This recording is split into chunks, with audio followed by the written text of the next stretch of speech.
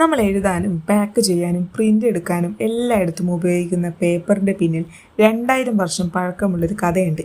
Paper ആദ്യം കണ്ടുപിടിക്കുന്നത് ചൈനയിലാണ്. ഏകദേശം ക്രിസ്തുവിന് ശേഷം 105 കായലൂൻ എന്ന രാജകോടതി ഉദ്യോഗസ്ഥനാണ് ഇതിൻ്റെ കണ്ടുപിടുത്തക്കാരൻ.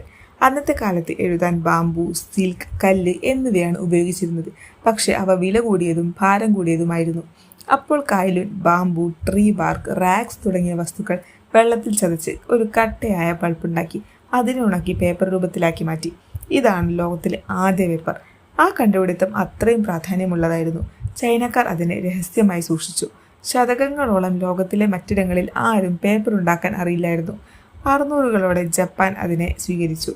പിന്നീട് അറേബ്യൻ വ്യാപാരികൾ ചൈനയിൽ നിന്ന് അതിറക്കി. അവിടെ നിന്ന് പേപ്പർ യൂറോപ്പിലേക്കും പിന്നീട് ലോകമെങ്ങും പരന്നു. 19ാം നൂറ്റാണ്ടിൽ മരം ഉപയോഗിച്ച് പേപ്പർ നിർമ്മാണം തുടങ്ങി. അതാണ് നമ്മൾ ഇന്ന് കാണുന്ന മോഡേൺ പേപ്പർ ഫാക്ടറി സിസ്റ്റം. ഇന്നത്തെ ലോകത്ത് പ്രതിവർഷം 400 മില്യൺ ടൺ പേപ്പർ ഉൽപ്പാദനം നടക്കുന്നു. പക്ഷേ അതിനൊപ്പം ആയിരക്കണക്കിന് മരങ്ങളും നശിക്കുന്നു.